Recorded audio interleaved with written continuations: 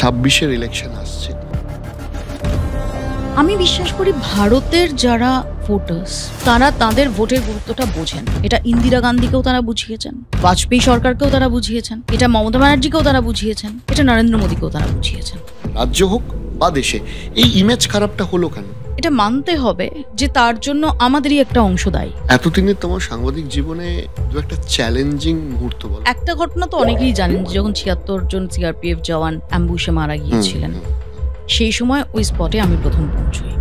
ভেতরে যাওয়ার ডিসিশন যখন নিই তখন আমাকে সবাই বারণ করে, বিকজ ভেতরে কেউ যাচ্ছিল ভেতরে সেবার কোথায় ল্যান্ডমাইন কোথা থাকবে এবং প্রেশার মাইন ইউজ হয়েছে। প্রেশার মাইন হচ্ছে আরো অনেক বেশি ভয়ের। কখনো থ্রেট কল পেয়েছো? হ্যাঁ, এগুলো তো কমন।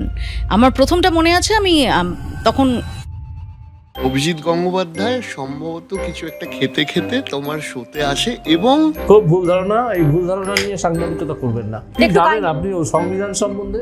হ্যাঁ, জানতে চাইছেন যখন, তখন লয় ভর্তি হয়ে যান। আমি কোনো অ্যাডাল্ট এডুকেশন সেন্টার খুলিনি।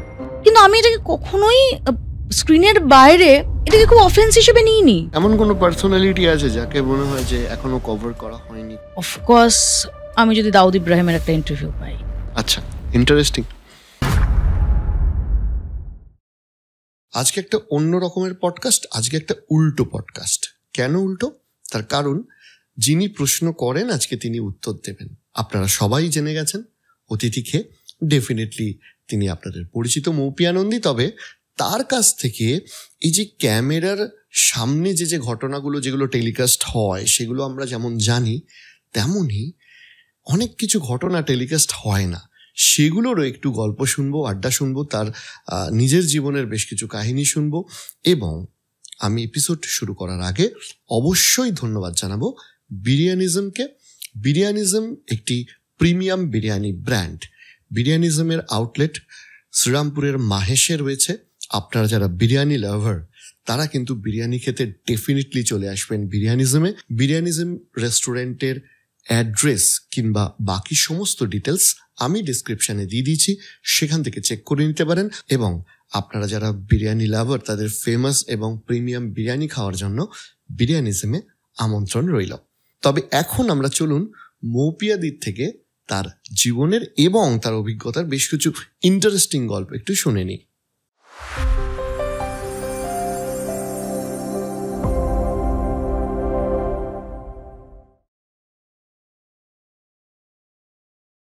পলিটিক্যাল কভার করতে গেলে, যে কোনো সাংবাদিকে কভার করতে যায় তাকে একটা নির্দিষ্ট পলিটিক্যাল পরিচয় দাগিয়ে দেওয়া হয়। তা তোমার কি মনে হয় যে এই ব্যাপারটা এড়িয়ে চলা কি সম্ভব, নাকি সবসময় কোনো একটা পার্টির দিকে ঝুঁকেই একজন রিপোর্টারকে কভার করতে হয়? মানে কেন কভার করতে হবে কোনো পার্টির দিকে ঝুঁকে? আচ্ছা, এবার দাগিয়ে দেওয়া হবে কিনা সেটা তোমার হাতে নেই। সেটা কখনো তোমাকে আমাদের প্রবলেম হচ্ছে কি যে এই স্টোরিটা আমার পছন্দ হলো না, আমার মনে হলো যে এই স্টোরিটা অমুক পার্টির ফেভারে যাচ্ছে, আমি দাগিয়ে দিলাম যে এই রিপোর্টার হচ্ছে ওই পার্টির ফেভারে করছে। এটা আমার হাতে নেই। দাগিয়ে দিলেও কেউ দেখে যায় এমনটা নয়। তো তুমি আছো, তুমি তোমার মতো স্টোরি করবে। তুমি যদি তোমার কাজটা করো, সেই স্টোরিটা কার ফেভারে যাচ্ছে কার এগেনস্টে যাচ্ছে সেটা তোমার দেখার দরকার নেই। আমরা বেশি পার্ট আপড হয়ে যাই হচ্ছে রিয়াকশনে, লোকের রিয়াকশনে।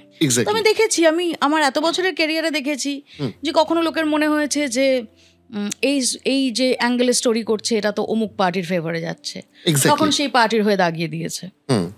এবং আমি নিজেই শুনি, নিজেই মানে একটা সময় এমনও বলা হতো যে কোনো এক পার্টির এমপি, উনি প্রয়াত হয়েছেন, জাস্ট সারনেমের কারণে আমাকে বলা হতো যে আমি নাকি তার মেয়ে। ঠিক আছে, এবার অনেকে সেটা বিশ্বাস করতেন। তো আমার পক্ষে তো মাইক নিয়ে প্রত্যেকে বলার কোনো দরকার নেই, আর দায়ও পড়েনি যে না আমি তা নই। আবার পরে যখন অন্য স্টোরি যাচ্ছে তখন হয়ে গেল যে না এ তো এর দিকে টেনে করছে। এটা তোমার হাতে নেই। বাট তুমি যদি তোমার যে কাজটা করছো সেই কাজটাতে তুমি যদি শিওর থাকো যে আসলে তুমি তোমার ফ্যাক্ট বেস, তোমার যে কালেক্ট করা ইনফরমেশন তার উপর দাঁড়িয়ে তুমি স্টোরিটা করছো, তাহলে বাকি কিছু নিয়ে তোমার ভাবার দরকার নেই।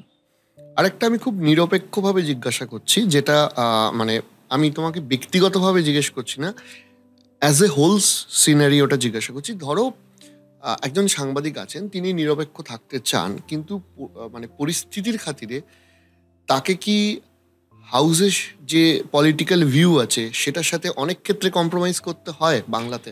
দেখো, আমি এটা মনে করি না। আমি মনে করি যে এখনও স্বাধীনভাবে খবর করা যায়।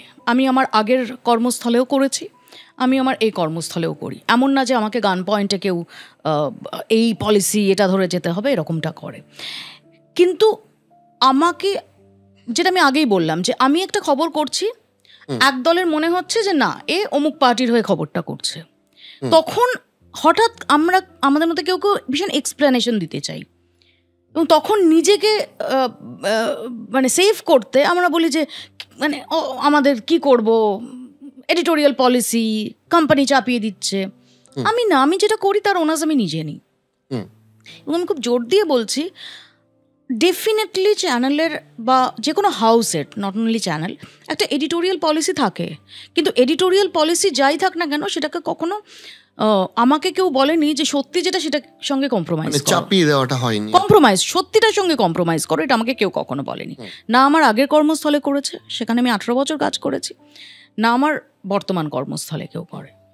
তো এটা যদি আমি বলি, এটা আমার যে কোম্পানি, আমার যে পূর্বতন কোম্পানি এবং বর্তমান কোম্পানি, তার সঙ্গে অবিচার করা হবে ডেফিনেটলি। যাই হোক, 26-এর ইলেকশন আসছে, আর তোমার কি মনে হয় যে এই যে একটা জনমানুষের ভোট বলা চলে, সবাই ভোট দেবে, কারণ এটা তো পঞ্চায়েত বা মিউনিসিপ্যালিটি নয় যে একটা সেকশন ভোট করছেন, এই ধরনের ভোটগুলোতে সংবাদ মাধ্যম বা সাংবাদিকের ইনফ্লুয়েন্স কতটা কাজ করে এবং গুরুত্বপূর্ণ?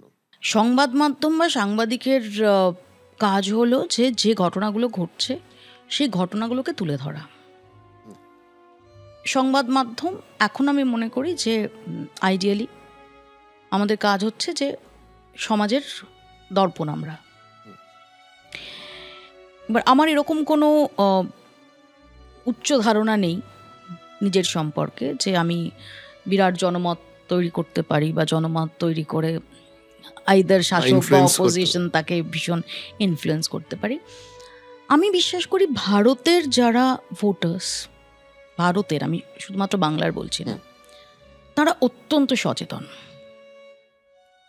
এবং তারা যে অত্যন্ত সচেতন, পলিটিক্যালি সচেতন, এবং তারা তাদের ভোটের গুরুত্বটা বোঝেন। এটা ইন্দিরা গান্ধীকেও তারা বুঝিয়েছেন, এটা বাজপেয়ী সরকারকেও তারা বুঝিয়েছেন, এটা মমতা ব্যানার্জিকেও তারা বুঝিয়েছেন, এটা নরেন্দ্র মোদীকেও তারা বুঝিয়েছেন। তারা জানেন যে কোথায়, তোমার মনে থাকবে এবার যখন ইলেকশন হচ্ছে, জেনারেল ইলেকশন, এবং যখন প্রায় অপোজিশন বলে কিছু নেই, ইন্ডিয়া জোট তেমন দানা মারতে পারেনি, কংগ্রেস বোঝাই যাচ্ছে যে তারা এতটা প্রবল প্রতিপত্তি নেওয়া বিজেপিকে সেভাবে কাউন্টার করতে পারবে না, এবং বিজেপি যেখানে 400 পার বলছে, এবং মোটামুটিভাবে কারোর সাথে আলোচনা করলে তারা বলছে যে আরামসে 350। তো আমি কাউন্টিংয়ের আগের দিন একটা পোস্ট দিয়েছিলাম, আমার গাট ফিলিং বলছিল যে যেহেতু একটা ভীষণ শোরগোল চলছে যে এবার যদি 400 পার করে নরেন্দ্র মোদী আসে তাহলে ওরা সংবিধান বদলে দেবে, এই করে দেবে, সেই করে দেবে, মানে সবাই মনে করছিল যারা আসবে, এবং they will do whatever they want. তো আমার তখন ওই লেখাটাতে একটা ছিল যে নাকি না, আমি এক্স্যাক্ট মনে করতে পারছি না, আমি একটা পোস্ট দিয়েছিলাম যে মানে 400 পারের টার্গেট সেটা পূরণ করতে পারবে নাকি জনগণ তারা ভারতীয় রাজনীতির যে ল অফ অ্যাভারেজ সেটাতে হচ্ছে রথের চাকাটাকে একটু ব্রেক দেবেন। পোস্ট আমি পড়েওছিলাম, এক্স্যাক্ট মনে পড়ছে না, যে যাতে সরকারটা এলো, অফকোর্স অপোজিশন নেই, নরেন্দ্র মোদী সরকার তারা গত 10 বছর ধরে যেভাবে চালিয়েছে তাতে তাদের এখনই পতন হোক, সেটা হয়তো ভারতের মানুষ চাইছেন না, কিন্তু ব্রেকটা, যে কশনটা, যে তোমাকে কোথাও একটা কন্ট্রোল, একটা চেকস অ্যান্ড ব্যালেন্স। তো ইলেকশন তো তাই হলো, নরেন্দ্র মোদী প্রধানমন্ত্রী হলেন, বিজেপি এনডিএ ক্ষমতায় এলো, এবং সেখানে দাঁড়িয়ে চেকস অ্যান্ড ব্যালেন্স, মানে ইট ওয়াজ আনএক্সপেক্টেড, মানে 240 যেটা বিজেপির ফিগার ছিল, আমি আনএক্সপেক্টেড বলবো, আমি বলছি এখানেই ভারতের জনগণ চান আমি যাই বলি তুমি যাই বলো, বিরাট পণ্ডিতরা বোদ্ধারা যাই বলুক না কেন, ভারতের জনগণ জানেন যে আমাকে কী করতে হবে। তারা মনে করলেন যে আমরা নরেন্দ্র মোদীরই প্রধানমন্ত্রী হয়ে আসা উচিত, কিন্তু ব্রেকটাও থাকা উচিত, শক্তিশালী বিরোধী। শুধু তাই নয় যে আমাকে এখন একটা বিল পাস করাতে গেলে আমাকে এনডিএর মতামত নিতে হবে, শুধু বিজেপি দিয়ে আমি সেটা পারবো না। এক্স্যাক্টলি। তো এই যে চেকস অ্যান্ড ব্যালেন্স, ভারতীয় গণতন্ত্রে একটা চেকস অ্যান্ড ব্যালেন্স রয়েছে এবং ভারতের ভোটাররা খুব ভালো করে জানে, এবং যে কারণে আমাদের ডেমোক্রেসি এত স্ট্রং। আমাদের চারপাশে যদি দেখি অন্য দেশ আর আমাদের দেশ, আমাদের ডেমোক্রেসি এত স্ট্রং। অবভিয়াসলি।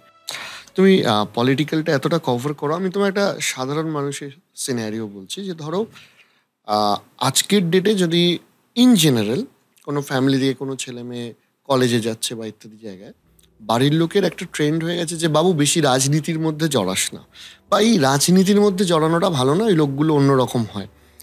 কিন্তু রাজনীতি তো গোটা দেশকে চালাচ্ছে। রাজনৈতিক পরিবেশের কি কি সমস্যা তুমি দেখতে পাও বর্তমান পলিটিক্যাল সিনারিওতে, রাজ্য হোক বা দেশে? এই ইমেজ খারাপটা হলো কেন? দেখো, ইমেজ খারাপ হওয়ার অনেকগুলো কারণ রয়েছে। ডেফিনেটলি পলিটিক্সের সঙ্গে করাপশন সেটা ভীষণভাবে এসেছে, কিন্তু অ্যাট দ্য সেম টাইম আমি সবসময় বলবো যে করাপশন কিন্তু সমাজেরও একটা ইস্যু। আমি যদি তোমায় ঘুষ না দিই, তুমি ঘুষ নিতে পারবে না। সো আমি তোমায় ঘুষ দিচ্ছি আর তুমি নিচ্ছ, আর আমি বলছি তুমি খুব খারাপ, তুমি খুব খারাপ, এটা হতে পারে না। যদি আমরা ঠিক করি যে কেউ কারো কাছ থেকে আনডিউ ফেভার নেব না, আবারও বলছি ফেভার নেওয়া, আনডিউ ফেভার নেওয়া আর প্রয়োজন, হ্যাঁ ডেফিনেটলি কেউ যদি ভীষণ মুমূর্ষু একজন রোগী, তাকে ভর্তির জন্য কি কেউ চাইবেন না যে তার সমস্ত রকমের কন্ট্যাক্টস দিয়ে তাকে যদি বাঁচানো যায় সেটা? কিন্তু এখানেই না, মানে তোমাকে জাজটা করতে হবে। তার মানে তুমি জাস্ট ফ্রিতে ক্রিকেট ম্যাচের টিকিট পাবে, এটা তোমার যদি সেন্স অফ এন্টাইটেলমেন্ট হয়, বা তুমি ফ্রিতে এটা পাবে, ফ্রিতে ওটা পাবে, আরে অমুকের সঙ্গে তো আমার ভীষণ চেনা জানা, তা আমি বললেই আমি অমুক জায়গায় একটা ফ্ল্যাট কিনে নিতে পারি, তমুক জায়গায় এটা করে নিতে পারি। এগুলো থেকে নিজেকে আলাদা রাখাটা খুব জরুরি। আমরা তো পাওয়ার করিডোরে ঘোরাফেরা করি, দিনের শেষে ওই পাওয়ারটা মাথা থেকে ছেড়ে ফেলতে হবে যে you are just a common person. তুমি প্র্যাকটিক্যালি কাজ করছো এবং বিশ্বের বিভিন্ন লিস্ট এখন বেরোয়, বিশেষ করে ওয়েস্টার্ন কান্ট্রিগুলো তাদের সুবিধা অনুযায়ী একটা করে লিস্ট বেরোয়। এই যে সাংবাদিকতার র্যাঙ্কিংয়ে আমরা ক্রমশ, সংবাদ মাধ্যমের স্বাধীনতার র্যাঙ্কিংয়ে ক্রমশ পিছোচ্ছি, তুমি কি রিয়েলি প্র্যাকটিক্যালি কাজ করতে গিয়ে এটা ফিল করেছো লাস্ট 10 বছরে? দেখো, এটা যদি করি, এটা মানতে হবে যে তার জন্য আমাদেরই একটা অংশ দায়ী। ঠিক আছে, ডেফিনেটলি প্রেশার তোমার উপর থাকতে পারে, কিন্তু তুমি সেই প্রেশারটাকে ততক্ষণ অবধি কাউন্টার করে যেতে পারবে যতক্ষণ তুমি কোনো আনডিউ অ্যাডভান্টেজ নাওনি। আর তুমি যদি আনডিউ অ্যাডভান্টেজ নেওয়ার জন্য, তুমি যদি কোনো নেতা বা নেত্রীর সঙ্গে ঘোরার জন্য, তুমি যদি তার কাছের হওয়ার জন্য বা তার চারটে সেই সুবিধাটা কাজে লাগিয়ে তোমার আর চারটে কাজ করিয়ে নেওয়ার জন্য তুমি যদি সেখানে সারেন্ডার করো, তাহলে তুমি পারবে না। As simple as that. তাহলে তিনি যদি তোমাকে একটু নিচু হতে বলেন, তোমাকে হামাগুড়ি দিতে হবে। আর তুমি যদি সেটা না করো, তোমার যাবতীয় ফোকাসটা যদি তোমার কাজ রিলেটেডই থাকে, ডেফিনেট হেল্প তো আমরাও চাই, কাজের ক্ষেত্রে আমরা হেল্প চাই না? আমি যার কাছ থেকে খবর চাইছি সেটাও তো আমি তার কাছ থেকে হেল্পই চাইছি। বাট তুমি যদি সেটার মধ্যে সীমাবদ্ধ রাখো, তাহলে তোমাকে ওই ঘাড়ে ধরে হামাগুড়ি দেওয়ানোটা ইটস ডিফিকাল্ট। এবং নেতা নেত্রীরাও জানেন কাকে দিয়ে সেটা করানো যায়, কাকে দিয়ে করানো যায় না। অনেক সময় ধরো বিভিন্ন সংবাদ করতে গিয়ে বিভিন্ন মানুষের পছন্দ হয়, আবার বিভিন্ন মানুষের পছন্দ হয় না। তো কখনো থ্রেট কল পেয়েছো? হ্যাঁ হ্যাঁ, এগুলো তো কমন। আমার প্রথমটা মনে আছে, আমি তখন খুবই কম বয়স আমার, আমি আকাশে ফার্স্ট আমার ইনভেস্টিগেটিভ জার্নালিজম, তো একটা কোল মাফিয়া রিলেটেড একটা খবর করতে গেছিলাম, অনেক দিন ধরে ইনভেস্টিগেট করে। সেটাতে প্রথম আমি থ্রেট কল পাই। হ্যাঁ, এরকম প্রথমে আসে সাদামাটা যে এটা নিয়ে আর এগোবেন না, তারপর একটা জায়গায় সেখানে সামনাসামনি থ্রেট করা হয়। তো তার আমি মজাই পেয়েছি, মানে আমার এসব করে আমাকে দমানো যায় না। আর এখন যেগুলো হয় সেগুলো তো ট্রোল, মানে ট্রোলারদের ইভেন থ্রেট করার ক্ষমতাও নেই। সো আই ডোন্ট, লিখে দিলাম আমি তাদের মানে আই ডোন্ট একে মেরে ফেলা উচিত, মানে হ্যাঁ মানে সেনসিটিভ হয়ে যাচ্ছে না গালাগালি দিলাম। এবং তুমি সেফ, কারণ তোমার কমেন্ট সেকশনটা বন্ধ। না আমাকে অন্য সব জায়গাতে করা হয়, আমাকে নিয়ে ইউটিউবে করা হয়, আই ডোন্ট কেয়ার, বিকজ ওদের দৌড় ওই অবধি, এবং আমাকে এসে গালি দিয়ে যাওয়াটা সেটাই হচ্ছে জীবনের একমাত্র অ্যাচিভমেন্ট। তো ওরা ওটা মনে রাখবে, ওই স্ক্রিনশটটা রাখবে, মৌপিয়া নন্দীকে এই গালাগালিটা দিয়ে এসেছি, এইভাবে ওর ক্যারেক্টার অ্যাসাসিনেশন করে এসেছি, এই বলেছি আপনাকে এই করা উচিত, আপনাকে জুতো পেটা করা উচিত, হ্যাঁ আপনি অমুক আপনি তমুক, এটাই হচ্ছে সারা জীবনের অ্যাচিভমেন্ট। তো এটা এদের। আর আরেকটা কথা আমি খুব স্পষ্ট বলছি যে আমার মিডিয়ার বাইরে আমার কোনো শত্রু নেই। আমি বিতর্কিত কথাই বললাম, মিডিয়ার বাইরে আমার কোনো শত্রু নেই। যারা বোঝার তারা বুঝে গেছেন। আর এটা বলতে গিয়ে আর একটা প্রশ্ন এলো, সেটা হচ্ছে যে ধরো বিভিন্ন সময় কভার করতে গিয়ে তুমি বা তোমার সংবাদ মাধ্যমের বহু সহযোগীকে হয় না যে গন্ডগোলের মধ্যে ক্যামেরা ভাঙচুর হচ্ছে, তো এই সময়টা ট্যাকেল করা কি করে, বা ট্যাকেল করেছো কি করে? এই সময়টা তোমাকে এরকম অনেক ইনসিডেন্ট রয়েছে, মানে প্রত্যেককেই ফেস করতে হয়, প্রত্যেক ফিল্ড রিপোর্টারকে ফেস করতে হয়। এই সময় নার্ভ ধরে রাখাটা খুব ইম্পর্টেন্ট, ওখানে তোমার উইক হওয়া যাবে না, এবং ওই নার্ভ ধরে রাখা এবং ওই সিচুয়েশনটাকে ট্যাকেল করা, ওটা তোমার ধরে নাও তোমার সাংবাদিকতার পার্ট। মানে এটার জন্য তুমি পরে ক্রিপ করতে পারো না যে আরে ওখানে আমি গেছিলাম এরকম হয়েছে সেরকম হয়েছে, এটা হতে পারে, কারণ আমি একটা ভীষণ আনফ্রেন্ডলি একটা সিচুয়েশন, একটা আনফ্রেন্ডলি টেরেনে সেখানে যাচ্ছি, তো আমাকে ওটার জন্য মেন্টাল প্রিপারেশন নিয়ে যেতে হবে। এবং আমি আমার অনেক জুনিয়র সহকর্মী রয়েছেন আমাদের ফ্রেটার্নিটির, আমি বলছি না শুধু আমার হাউসের, তাদেরও আমি দেখেছি যে বোল্ডলি তারা এরা ফেস করে। I am very proud of them. এতদিনের তোমার সাংবাদিক জীবনে দু একটা চ্যালেঞ্জিং মুহূর্ত বলো, মানে অনফিল্ড, আমি কোনো ব্যক্তি বিশেষে বলবো যে এইটা করতে গিয়ে একটা অন্য রকম অভিজ্ঞতা হয়েছে, এরকম দু একটা ঘটনা শেয়ার করো। জানি প্রচুর আছে, এর মধ্যে লিস্ট আউট করা শক্ত। একটা ঘটনা তো অনেকেই জানেন, যে যখন 76 জন সিআরপিএফ জওয়ান অ্যাম্বুশে মারা গিয়েছিলেন, সেই সময় ওই স্পটে আমি প্রথম পৌঁছই, জানতে পারি তারমেটলার জঙ্গলে। এবং ওটা প্রায় মানে যে রাস্তায় যেখানে ব্লাস্টটা করিয়ে দেওয়া হয়েছিল, অ্যাম্বুশ যেখানে হয়েছিল সেটা প্রায় জঙ্গলের মধ্যে 1.5-2 কিলোমিটার ভেতরে, সেখানে কোনো রাস্তা ছিল না। আর মেন রাস্তা থেকে, অর্থাৎ চিন্তলনাড়ের দিকে যে রাস্তাটা যাচ্ছে, ওখান থেকে বাঁদিকে ঢুকতে হবে। ওই জায়গাটাতে মানে মেন রাস্তায় একই সঙ্গে একটা ল্যান্ডমাইন ব্লাস্ট করানো হয়েছিল, যাতে রিইনফোর্সমেন্ট না পাঠানো যায়। তো ওই যে 1.5-2 কিলোমিটার রাস্তাটা, ওটা খুবই ভয়ঙ্কর ছিল। এবং যেহেতু ঘটনার পর দিনই ওখানে আমরা পৌঁছই, তখনও স্যানিটাইজেশন হয়নি, কারণ ওটা কোম্পানিটা উড়ে গিয়েছিল। তো আমাকে ছত্তিশগড়ের ডিজি তখন যিনি ছিলেন, তিনি বলেছিলেন যে ডোন্ট গো ওখানে, মানে সবাই যাচ্ছিল হচ্ছে ওই যেখানটাতে ল্যান্ডমাইন ব্লাস্টটা করিয়ে দিয়েছে ওই রাস্তাটা পর্যন্তই, কিন্তু ওই জঙ্গলের মধ্যেটাতে আর কেউ যাচ্ছিল না। তো আমি আর আমার ক্যামেরা পার্সন সঙ্গে যে ছিল শুভ্র, থ্যাঙ্কস টু শুভ্র, তো আমি শুভ্র যাবি তো ইনফ্যাক্ট আমাদের গাড়িও অতটা যেতে পারে, কারণ ওই জায়গাটা এতই ইন্টেরিয়ারে যে তার আগে আমাদের ছোট গাড়ি ছিল, আমরা তো রায়পুর থেকে গাড়ি নিয়ে বেরিয়েছিলাম, তো সেই ছোট গাড়ি একটা জায়গায় গিয়ে আটকে গেল, কারণ ওখানে বিভিন্ন জায়গায় রাস্তা ব্লাস্ট করানো, মানে যেখানে রাস্তা নেই। তখন ওই জঙ্গলের মধ্যে হঠাৎ দেখি একটা এসইউভি দাঁড়িয়ে আছে সাদা, পুরো জঙ্গলে, মানে তার আগে 40-50 কিলোমিটার কিছু নেই, আর ওরকম সিচুয়েশন।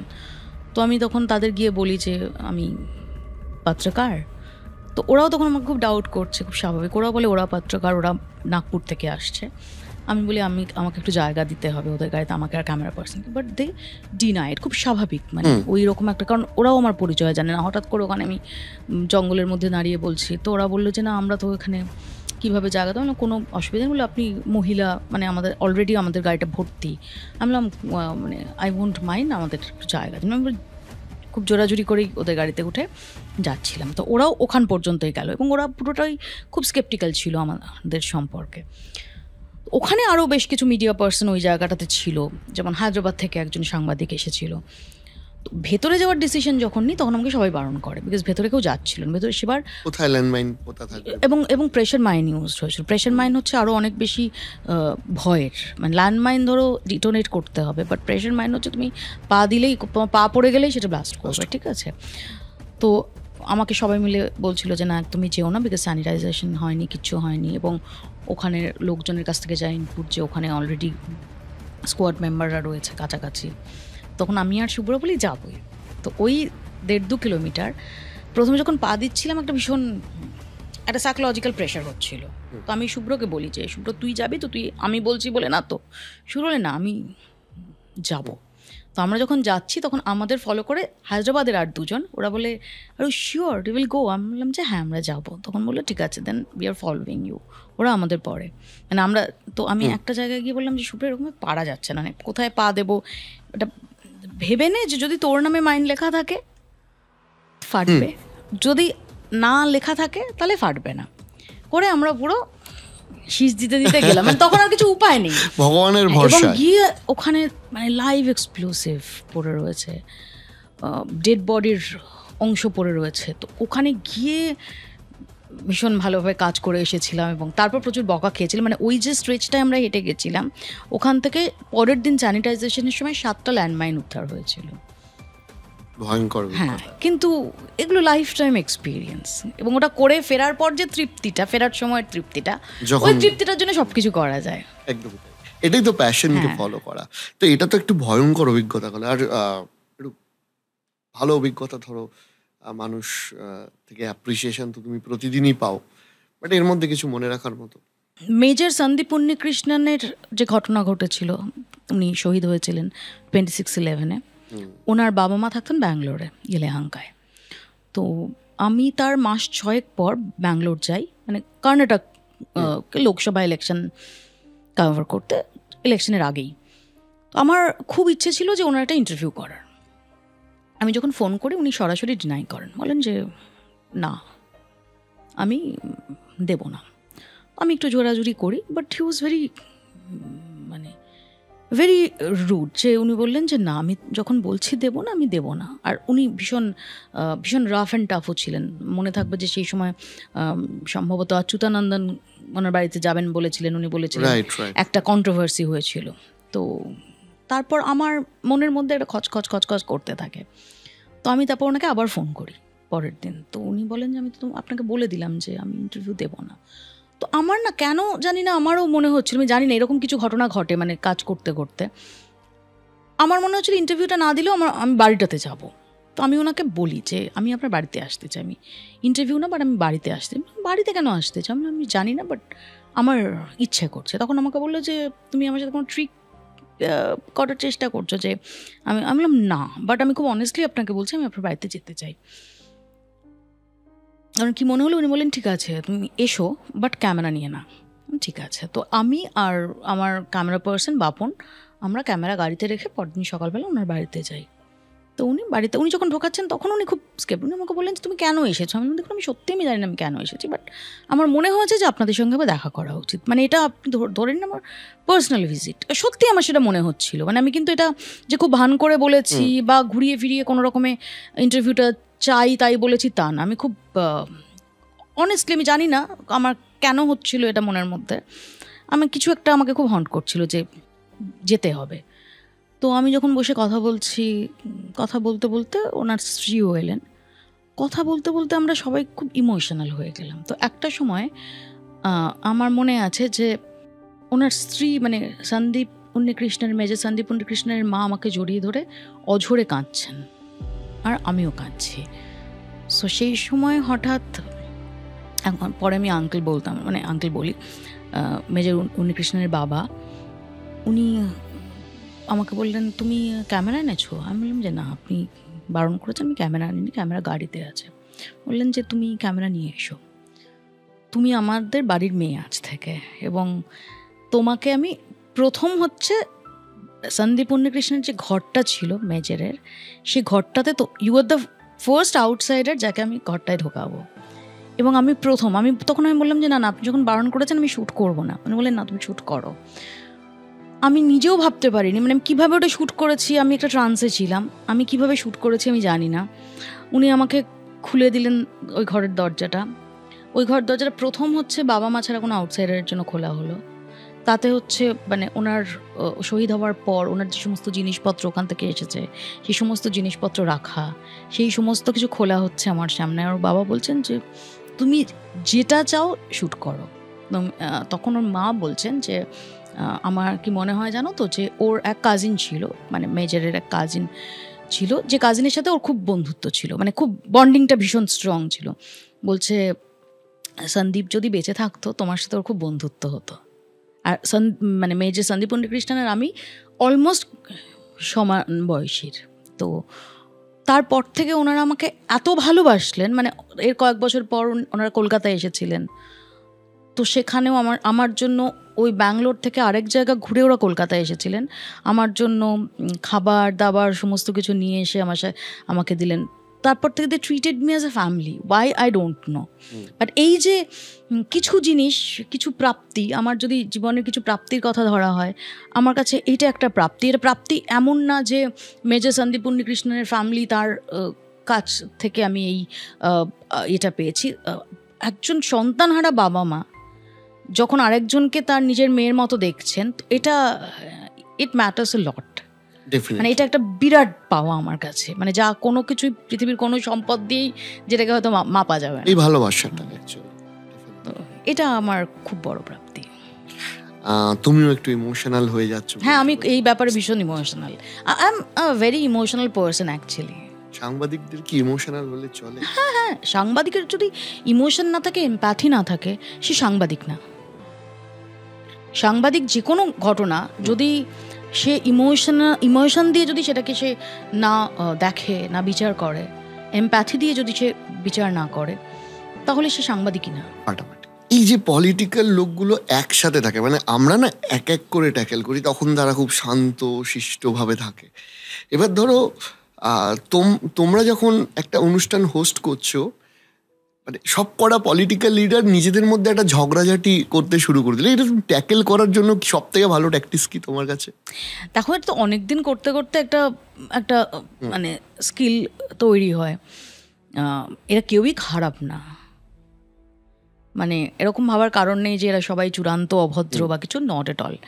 রাদার আমি বলবো যে প্রত্যেকে মানুষ এবং প্রত্যেকে অত্যন্ত ভদ্র। ডেফিনেটলি তাদের মধ্যে তর্ক বিতর্ক হয়, ডেফিনেটলি কখনো কখনো সেটা কন্ট্রোলের বাইরে চলে যায়। আমি মনে করি যে ওখানেই শেষ। তারপর ওরা একসঙ্গে চাও খান, কখনো এক গাড়িতে বাড়িও ফেরেন। হ্যাঁ, সেটা মানে আমার মনে আছে যে কিছু কিছু বিতর্ক হয়তো অনেক সময় কন্ট্রোলের বাইরেই চলে যায়। যেমন অরূপ চক্রবর্তী আর শতরূপ ঘোষের একটা ঘটনা ঘটেছিল, এগুলো সময় সাংবাদিকদের রিয়াকশন? দেখো, সঙ্গে সঙ্গে যেটা হয়েছিল, আবারও বলছি, হিট অফ দ্য মোমেন্টে শতরূপ একটা কথা বলেছিল, যে কথা বলাটা ডেফিনেটলি কাঙ্ক্ষিত ছিল না। অরূপের ভীষণ একটা রিয়াকশন হয়েছিল। অরূপের জায়গায় আমি থাকলে আমারও হয়তো সেই রিয়াকশন হতো। তখন আমার সেদিন একটা প্রবলেম হয়েছিল, পার্টিকুলারলি আমার বাঁ কানে তো ইয়ারফোনটা থাকে, তো ভীষণ চিৎকার হচ্ছিল। আমি শতরূপ যে কথাটা অরূপকে বলেছে, ওটা আমি জাস্ট মিস করে গেছিলাম। তো অরূপ কেন রিয়াক্ট করছে আমি এটা বুঝতে পারিনি। তো আমি বললাম, আরে এটা কী হতো? তখন প্রোগ্রামটা শেষও হয়ে গিয়েছিল। বাট সঙ্গে সঙ্গে শতরূপ অলসো আন্ডারস্টুড যে এটা ঠিক হয়নি। শতরূপ সঙ্গে সঙ্গে অরূপের সঙ্গে ভালোভাবে ব্যাপারটা করে নিয়েছে, সরি বলেছে। ও এটা ড্র্যাগ করেনি, ও এটা বলে ফেলেছিল, রিয়াকশন হয়েছে। ডেফিনেটলি ও যেটা বলেছিল সেটা বলা কখনোই সঙ্গত নয়, কাউকে পার্সোনাল অ্যাটাক সঙ্গত নয়। কিন্তু আমি এটা বলতাম, আমি ক্রিটিক্যাল হতে পারতাম শতরূপ সম্পর্কে, যে যদিও স্ক্রিনের বাইরে ওটাকে ড্র্যাগ করতো, বাট ও স্ক্রিনের বাইরে দ্য মোমেন্ট হি রিয়েলাইজ যে ওটা পার্সোনাল অ্যাটাক হয়ে গেছে, ওই সঙ্গে সঙ্গে কিন্তু আমার কেবিনে ওই সঙ্গে সঙ্গে অরূপকে সরি বলেছে এবং দুজন হাত মিলিয়েছে, এবং সেটা খুব আন্তরিকভাবেই করেছে, এমন না যে জাস্ট শো অফ করার জন্য করেছে। পলিটিক্যালি হ্যান্ডেল করতে সব থেকে বেশি টাফ কাকে কাকে লেগেছে, যদিও তোমার এতদিন অভ্যাস হয়ে গেছে? Which most critical? আমার এরকম কাউকে লাগেনি। আমার মনে হয় প্রত্যেক মানুষকে জাজ করাটা খুব জরুরি, মানে তার ধরনটা বোঝা খুব জরুরি। তিনি কোনটায় রিয়্যাক্ট করেন, কোনটা তার কোনটা তার উইক পয়েন্ট, ঠিক কোন কর্ডটা টাচ করলে তার কথাটা বেরোবে, এগুলো হচ্ছে একটা খুব জরুরি জিনিস। এটা যত বেশি তুমি মেলামেশা করবে তত বেশি তুমি তাকে জানতে পারবে, তাকে চিনতে পারবে। এবং আমি সবসময় মেলামেশার ওপর জোর দিই। এবং আমার মেলামেশাটা শুধুমাত্র যে আমার কাজ, একে আমার কাজে লাগবে বা আমার সোর্স, তাই আমি এর সাথে মেলামেশা করছি, এরকম না। আমি এমনি আমি খুব মিশুকে। তো আমি এই যে তাকে কাল্টিভেট করাটা, তাকে চেনাটা, এটা খুব খুব ইম্পর্ট্যান্ট। এটা আমি করতে থাকি। তো যে কারণে এটা আমার মনে হয় যে প্রত্যেক সাংবাদিকেরই এটা উচিত যে আমি কার কাছ থেকে কীভাবে কথা বার করবো। এবং একটা আমাদের ভুল ধারণা আছে যে হয়তো যারা খুব পাওয়ারফুল, খুব ইনফ্লুয়েন্সিয়াল, মন্ত্রী, শান্ত্রী, নেতা, তাদের ক্ষেত্রেই আরও বেশি করে তাদের অ্যাটেনশন দেওয়া, তাদের সঙ্গে মেলামেশা করা, তাতে না। আমার বক্তব্য হচ্ছে আমি খুব মানে ওই ব্র্যাকেটে যারা পড়েন না, যারা হয়তো খুব সাধারণ মানুষ, কিন্তু কখনো আমার কাজের জন্য আমি তাদের কাছ থেকে কখনো খবর পেয়েছি বা কিছু, আমি তাদের ফোনটা একই রকম গুরুত্ব দিয়ে তুলি বা তাদের আমি একই রকম আগ্রহ নিয়ে ফোন করি যেটা আমি কোনো নেতা বা মন্ত্রীকে করি। এমন কোনো পার্সোনালিটি আছে যাকে মনে হয় যে এখনো কভার করা হয়নি, কভার করতে পারলে ভালো হতো? এরকম তো আছে, মানে ডেফিনেটলি। অফকোর্স আমি যদি দাউদ ইব্রাহিমের একটা ইন্টারভিউ পাই, আচ্ছা, ইন্টারেস্টিং। যদি ওসামা বিন লাদেন বেঁচে থাকতো, যদি আমি লাদেনের ইন্টারভিউ পেতাম, তো এরকম তো আছে কিছু ডেফিনেটলি যাদের ইন্টারভিউ নেওয়ার একটা ইচ্ছে থাকে, আকাঙ্ক্ষা থাকে। তুমি ক্যামেরাতে যতটা কমফোর্টেবল ততটাই বলবে। সেটা হচ্ছে, আমি যদি জিজ্ঞাসা করি যে মৌপিয়ানন্দীর পলিটিক্যাল বেস্ট ফ্রেন্ড বা খুব ভালো ফ্রেন্ড কারা, বা কে বা কারা? পলিটিক্যাল বেস্ট ফ্রেন্ড বলবো না, কিন্তু আমার বন্ধু বান্ধব মানে অনেকেই যেমন বলে যে রাজনীতিকরা ভীষণ, রাজনীতিকদের সম্পর্কে ভীষণ তারা জাজ করে বা ভীষণ, আমার তা না। মানে রাজনীতিক যারা বিভিন্ন পলিটিক্যাল পার্টির, তারাও হিউম্যান বিইং, তারা আমাদের মতোই, তাদেরও দুঃখ আছে, ভালো লাগা আছে, আনন্দ আছে, সব কিছু আছে। তো এরকম সব পার্টিতেই বেশ কিছু মানুষ আছেন যাদের সাথে আমার বন্ধুত্ব আছে, যাদের সাথে আমার সম্পর্কটা শুধুমাত্র প্রফেশনাল না, তার বাইরে গিয়ে তাদের সাথে খুব আন্তরিক একটা সম্পর্ক রয়েছে। কিন্তু এটাও ঘটনা, মানে এটাও এনশিওর করতে হবে একজন সাংবাদিককে যে তার মানে আমি খবরের ক্ষেত্রে কিন্তু কম্প্রোমাইজ করবো না। পার্সোনাল মানে ব্যাপারটাকে ধরা রেখে যাক আমার সঙ্গে সাপোজ এক্স, তার খুব ভালো বন্ধুত্ব, আমি তার এগেনস্টে খবর করব না এটা না, বরং ওটাই আমার বন্ধুত্বের পরীক্ষা যে আমার যদি নিউজ ওয়ার্দি খবর থাকে, সে খবরটা আমি করি, তারপরও তার সাথে আমার ব্যক্তিগত বন্ডে সেটা অ্যাফেক্ট করবে না। এরকম নিশ্চয়ই হয়েছে অভিজ্ঞতা? অফকোর্স হয়েছে, যখন তখন হয়। এবং আমি কোনোদিনই মানে আমি সমস্ত ফোরামে যাই, যে কোনো দলের যে কোনো আমন্ত্রণে আমি যাই, যে কোনো নেতার যে কোনো আমন্ত্রণে আমি যাই, যে কোনো মানুষের যে কোনো আমন্ত্রণে, যদি আমার টাইম পারমিট করে, আমার তাই নিয়ে কোনো লুকোছাপা নেই যে না আমি যদি ওনার অনুষ্ঠানে যাই তাহলে অমুক রেগে যাবেন, বা ওনার ওখানে যদি যাই তাহলে এই পার্টি ভাববে। আমি এগুলো কখনো, আমি যা কিছু করি সামনে করি, সবাই জানেন আমি কোথায় যাচ্ছি, আমি কার সাথে দেখা করছি, এভরিবডি নোজ ইট। এবং তাতে যদি কারো কিছু পছন্দ না হলো, আমাদের কিছু আসে যায় না, যতক্ষণ আমি নিজে জানি যে এর সাথে বসে আমি চা খাচ্ছি বা এর বাড়িতে আমি একটা নেমন্তন্ন খেয়েছি, মানে আমি হচ্ছে তার কাছ থেকে কোনো আনডিউ ফেভার নেব না। কারো আমন্ত্রণ রক্ষাটা আমার কর্তব্য, আনডিউ ফেভার নেব না। যতক্ষণ আমি কারোর কাছ থেকে আনডিউ ফেভার নিচ্ছি, নাম্বার 1, এবং যতক্ষণ না আমি আমার সঙ্গে তার সুসম্পর্কের কারণে কোনো খবরকে কম্প্রোমাইজ করছি, ততক্ষণ পর্যন্ত I am fair, I am clean. এবার তোমার একটা মোস্ট ভিউড এপিসোড প্রবাবলি, আমি পুরোটা দেখেছিলাম অভিষেক ব্যানার্জির সাথে। অভিষেক ব্যানার্জি খুব কম ইন্টারভিউ অ্যাভেলেবেল আছে, একটু এক্সপিরিয়েন্সটা বলো। এটা খুব ইন্টারেস্টিং একটা ইন্টারভিউ ছিল, আমি খুব খুব ভালো লেগেছিল আমার ইন্টারভিউটা নিয়ে। এবং ওটা আমার মনে আছে যে তার আগে, মানে ওই সময়টায় শিলিগুড়ি, আসানসোল, এইরকম 4টে বিধাননগর, এরকম 4টে পুরসভায় ভোটের কথা ছিল। তো আমি অ্যাপ্রোচ করেছিলাম একটা ইন্টারভিউয়ের জন্য, এবং সেই সময় গোয়াতেও ইলেকশন ছিল। তো গোয়া ইলেকশন নিয়ে তৃণমূল খুব ব্যস্ত ছিল, তো উনি কমিট করেছিলেন যে গোয়া ইলেকশন নিয়ে ব্যস্ত আছি, বাট আমি ওর মধ্যে কোনো একটা সময় দেব। তো এটা করতে করতে ওই 4টে পুরসভার ইলেকশন সম্ভবত হয়ে যায়। তারপর ঠিক 108টা পুরসভার ইলেকশন ছিল, তার মুখে দাঁড়িয়ে ইন্টারভিউটা হয়। হ্যাঁ, তো ওই রকমই ওই গোয়ায় যাতায়াতের মাঝেই একদিন ওই ইন্টারভিউটা উনি দিয়েছিলেন। তোমাকে নিয়ে বহু ঘটনা রয়েছে, বহু কন্ট্রোভার্সি বলো বা মনে রাখার মতো ঘটনা রয়েছে। আমি দুটো ছোট ছোট কন্ট্রোভার্সি নিয়ে তোমার কি মতামত জিজ্ঞেস করবো। ফার্স্ট আমার প্রশ্ন থাকবে একটা অন্য বিষয়, সেটা হচ্ছে যে ধরো অনেক সময় অনস্ক্রিন অনেকের সাথে উত্তপ্ত বাদানুবাদ হয়েও যায়, না চাইতেও হয়ে যায়, তো সেটা কি পার্সোনাল রিলেশনে এফেক্ট করে কখনো? অ্যাবসলিউটলি না, একদমই না। আর আমি এর মধ্যে প্রথম ঘটনাটা জিজ্ঞেস করব যে একবার মোহাম্মদ সেলিমের সাথে একটা শোতে, টেলিভিশন শোতে কিছুটা আমার মনে হয়েছিল যে একটু অন্যরকম পরিস্থিতি তৈরি হয়েছিল। তারপর তোমাদের যোগাযোগ কি হয়েছে বা কথা হয়েছে? হ্যাঁ, খুব ভালো রকম যোগাযোগ হয়েছে, সেই দিন ফোনে কথা হয়েছে। এগুলো না আমি মনে করি যে দেখো, অন স্ক্রিন অনেক কিছু ঘটে যায়, সবসময় সেটা নিয়ন্ত্রণে থাকে না। সেটা কখনো আইডিয়ালি যে মানে আমার যে দায়িত্ব, যে সাংবাদিক, যে সঞ্চালক, তার দায়িত্ব হচ্ছে যে উল্টা রাখা। উল্টো দিকে যিনি আছেন তিনিও সেদিন মানে সেদিনও আমার মনে আছে, সেদিন একটা খুব হাই ভোল্টেজ ইলেকশনের দিন ছিল। সেটার পর একজন মানুষ যিনি গোটা দলটাকে নেতৃত্ব দিচ্ছেন, তার একটা রিয়াকশন হতে পারে, বিকজ আমরা সবাই হিউম্যান বিং। তিনি রিয়াক্ট করতে পারেন অন এয়ার। সেই রিয়াকশনটাকে ডেফিনেটলি আমি কাউন্টার করাটা স্বাভাবিক, কিন্তু এটাকে আমি কখনো পার্সোনাল লাইফে রিয়াক্ট করি না। তো এখনো সেলিমদার সাথে আমার অত্যন্ত সুসম্পর্ক। সেলিমদা আমাকে ভীষণ স্নেহ করে, মানে খুব কম বয়স থেকে, মানে আমার সাংবাদিকতার যদি শৈশব বলো, সেই সময় থেকে আমাকে যারা অত্যন্ত স্নেহ করেছেন, অত্যন্ত প্রশ্রয় দিয়েছেন, তাদের মধ্যে সেলিমদা একজন। আচ্ছা, হ্যাঁ, এবং সেলিমদা তারপর আমাকে ইন্টারভিউ দিয়েছেন।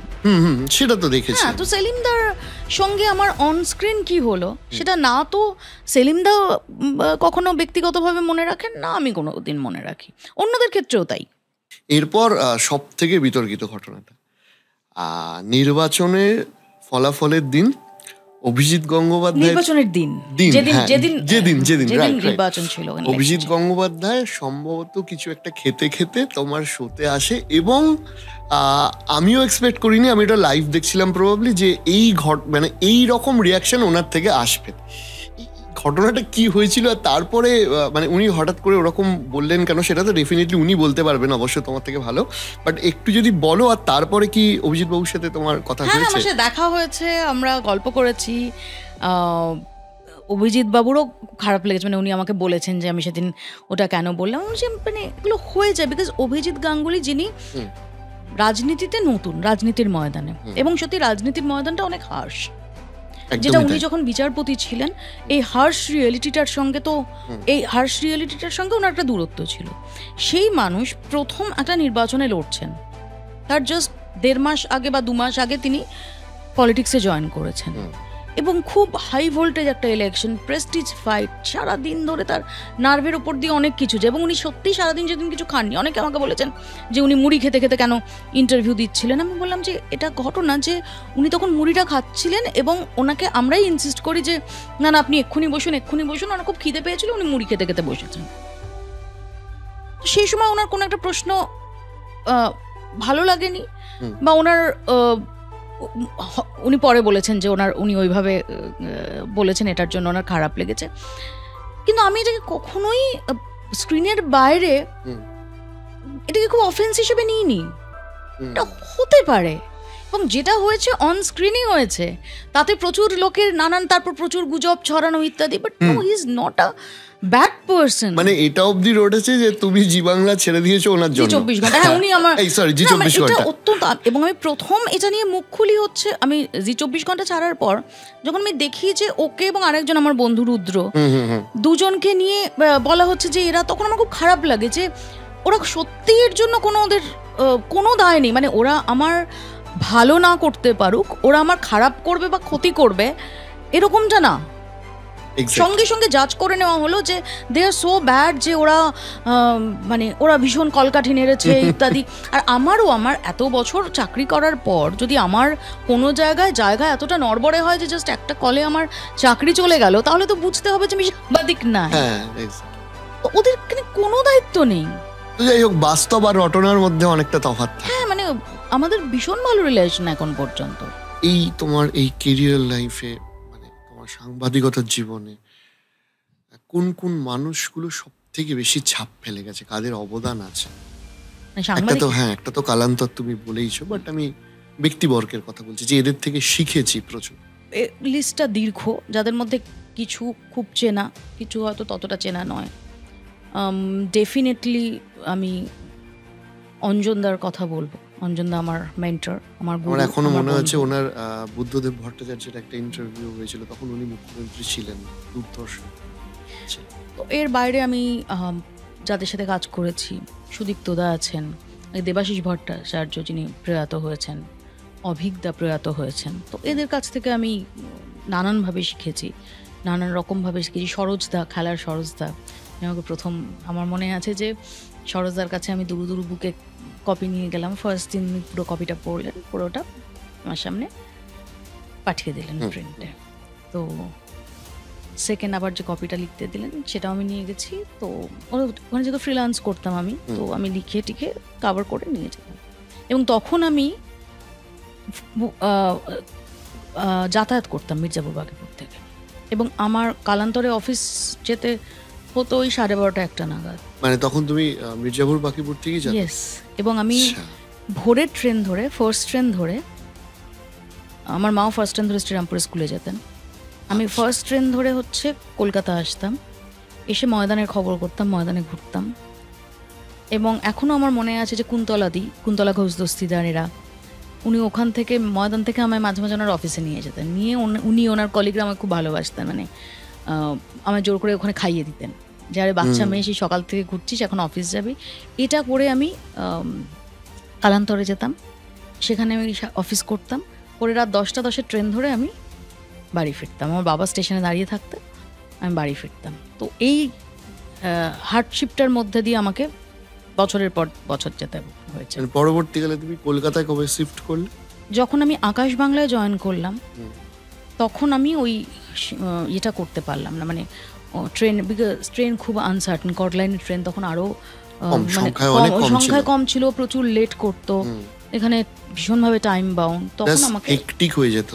হেক্টিক না, আমার হেক্টিকে অসুবিধা ছিল না, আমি তারপরও বাড়ি যেতে চাইতাম, কারণ আমার বাড়ি বললাম জয়েন্ট ফ্যামিলি। আমার তখন দিদা, মানে ঠাকুমা বেঁচে, বাবা বেঁচে, কাকা বেঁচে, এখনও ছোটো কাকা আছেন, ছোটো কাকা কাকিমা আছেন, তখন আমার বাড়ি পুরো জমজমাট। তো আমার ওটা কোনোদিন হেক্টিক লাগতো না, আমি দিনের শেষে বাড়ি ফিরতেই চাইতাম। কিন্তু আমি সেটা ম্যানেজ করা আমার পক্ষে সম্ভব হতো না, কারণ আমাদের অফিস তখন সেক্টর 5-এ তখন গাড়ি ঘোড়া অত্যন্ত কম, মানে আমি এটা বলছি 2001 সাল। ও বাবা, মানে কিছুই নেই। হ্যাঁ। তো আমার পক্ষে কোনোভাবেই আমি অফিস করে বাড়ি থেকে এসে অফিস করাটা, তখন আমাকে শিফট করতে হলো কলকাতা, কিন্তু আমার বাড়ি এখনো ওখানেই আছে। ডেফিনেটলি ওখানে গেলে একটা আলাদা নিজের শিকড়ের টান মনে হয়। এখন বাড়ির লোক কি বলছে?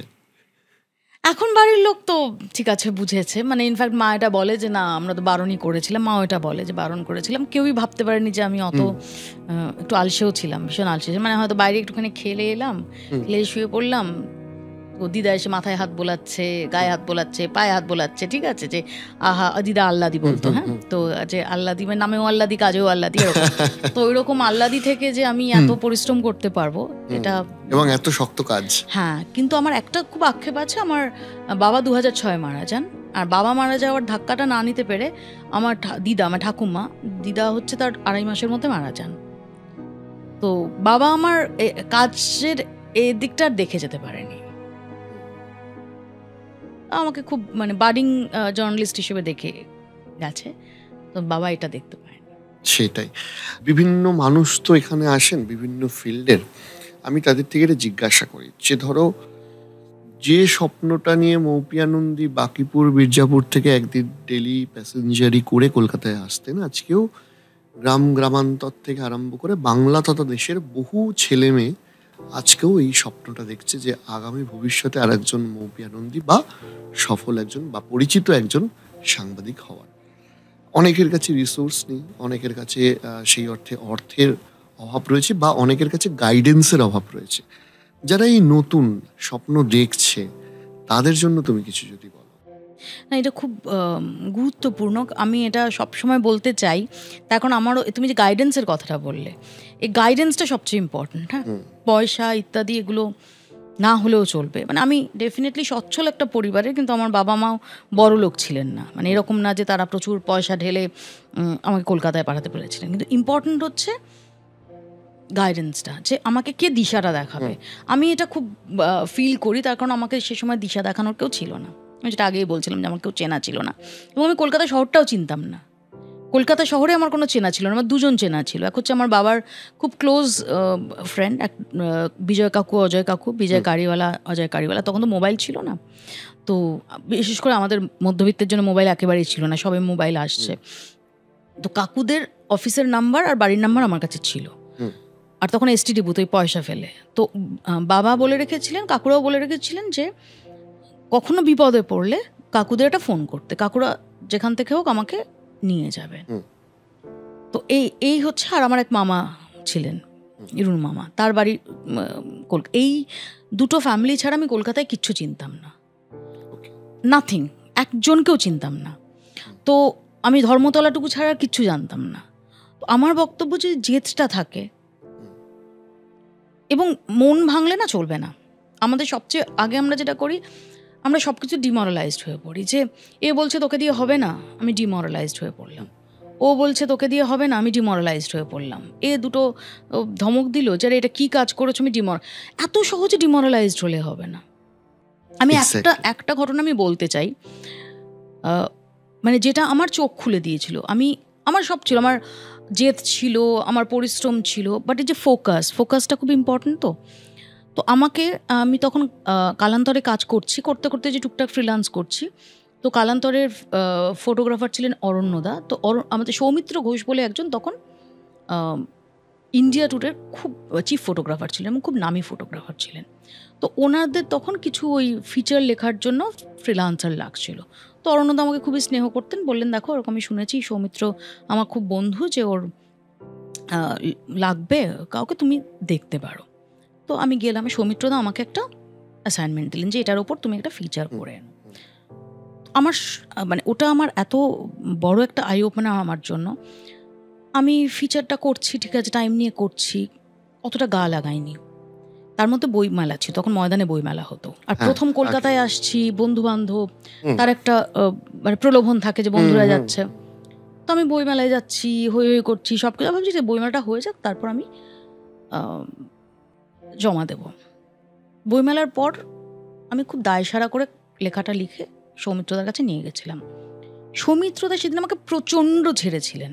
মানে সৌমিত্রদার মতো স্বল্প পরিচিত মানুষ, তিনি ঝাড়ছেন। অন্যরা হলে হয়তো বলতো যে আরে আপনি আমাকে কাজে নেবেন না, আপনি তো ঝাড়ছেন কেন। বাট সৌমিত্রদার ওই সৌমিত্রদা বলেছিল তুমি খুব ভালো মেয়ে হতে পারো, তোমাকে দেখেছি তুমি বইমেলায় ঘুরছো, কিন্তু তুমি কাজের না।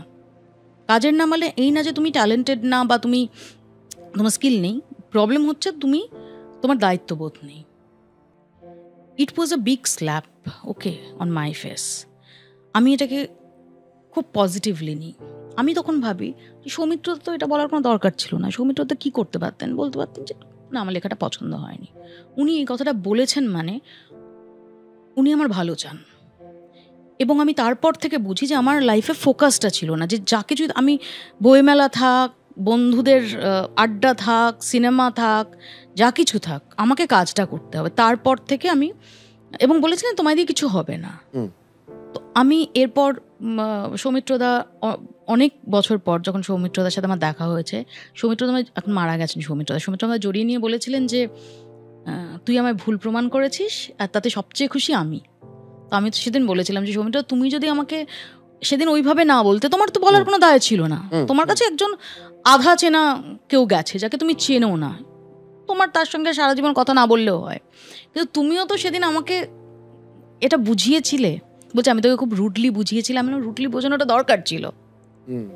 সবসময় কেউ রুডলি আমায় যদি বোঝায় তাতে আমাকে আমার খারাপের জন্য বলছে বা সে আমাকে ইনসাল্ট করার জন্য বলছে, এরকমটা না।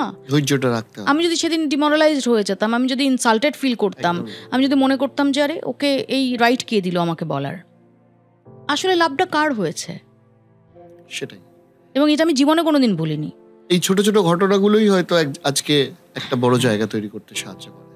তুমি অনেকগুলো দিক কভার করেছো, অনেক মানুষকে কভার করেছো, স্পোর্টস কভার করেছো, পলিটিক্স কভার করেছো, আর বিভিন্ন সাবজেক্ট আমি কভার করতে দেখেছি। শুরুর দিকের একটু স্পোর্টসের জার্নিটা তুমি যদি আমাকে একটু বলো। যখন শুরুর দিকে আমি কালান্তরে ডেস্কে কাজ করতাম, আমার প্রথম চাকরি কালান্তরে, এবং কালান্তরে আমি অনেক কিছু শিখেছি। মানে নিউজ জাজ করা, নিউজ সেন্স গ্রো করা, এই সমস্ত কিছুর জন্য কালান্তরের যে অবদান সেটা আমি কখনো অস্বীকার করতে পারবো না। এবং সেটা আমাকে এখনও পর্যন্ত, মানে কালান্তর আমার বুনিয়াদটা তৈরি করে দিয়েছিল। আমি মনে করি যে আমি ভেরি লাকি যে আমি কালান্তরের মতো একটা জায়গায় কাজ করেছি, যে ছোটো কাগজ, মানে 5-6 মাসের মধ্যে ধরো আমাকে পেজ তৈরি করতে হতো।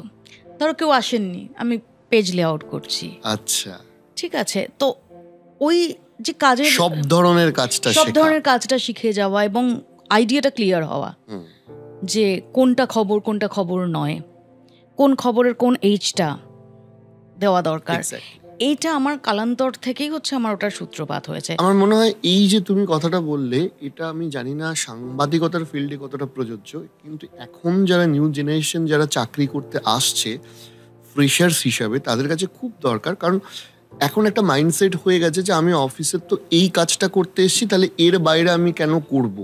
কিন্তু এই যে সব ধরনের কাজ করাটা, সেটাই হয়তো আলটিমেটলি ফিউচারে তোমাকে একজন সফল সাংবাদিক বা পরিচিত মুখ হয়ে উঠতে সাহায্য করেছে।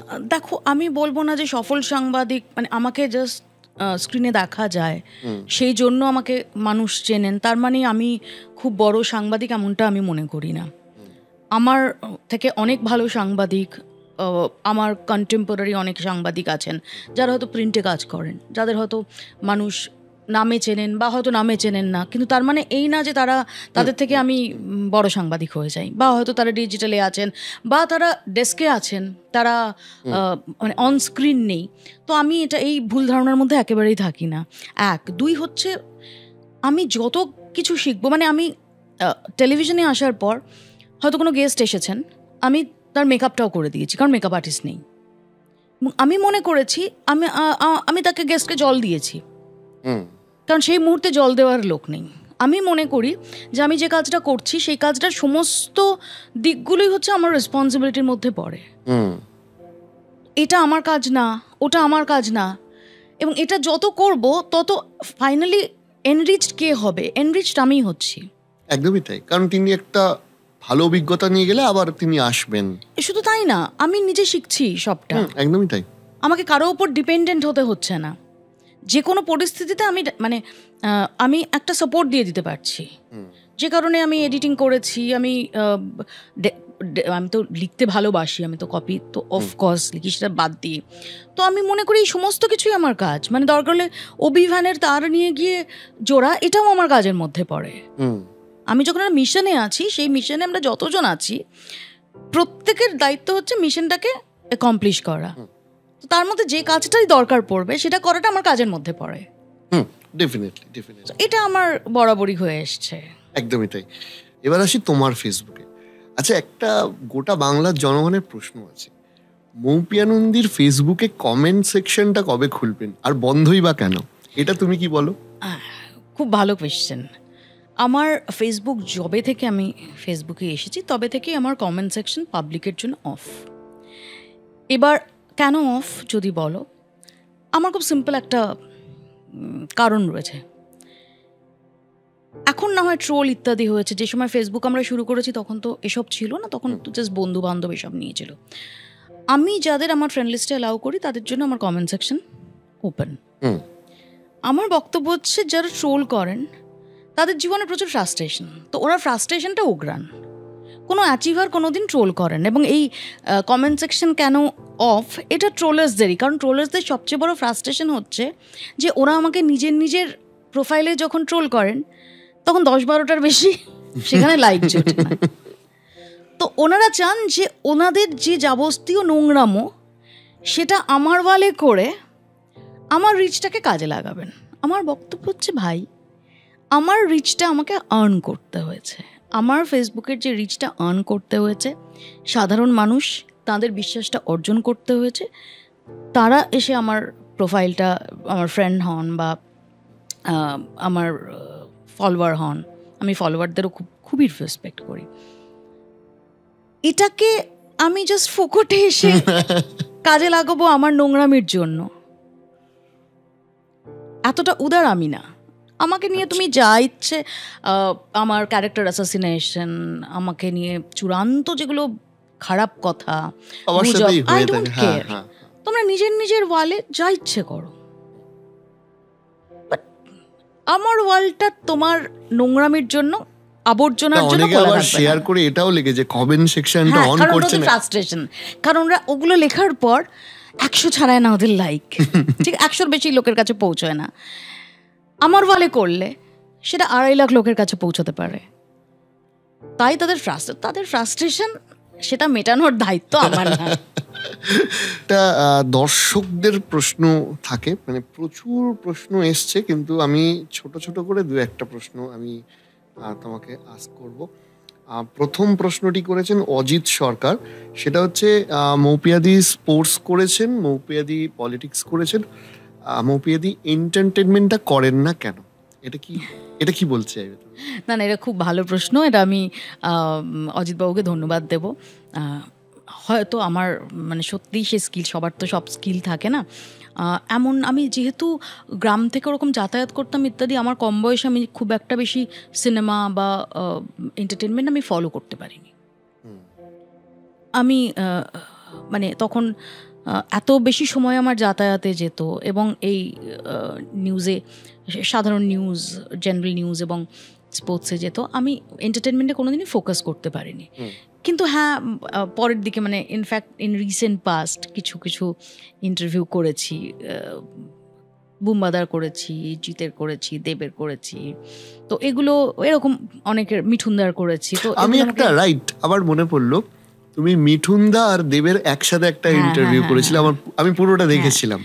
তো আমি মানে খুবই মানে ভালো হতো যদি আমি এন্টারটেনমেন্টটাও ফুল ফ্লেজেড করতে পারতাম। তুমি এটা ফাটাফাটি করেছিলে, থ্যাংক ইউ। মানে কিন্তু এন্টারটেনমেন্ট আমার সবচেয়ে ভয় থাকে। আমি সবসময় এন্টারটেনমেন্ট রিলেটেড কোনো ইন্টারভিউ করতে গেলে আমি খুব টেনশনে থাকি, কারণ আমার মনে হয় যে ওটায় আমি তেমন জানি না।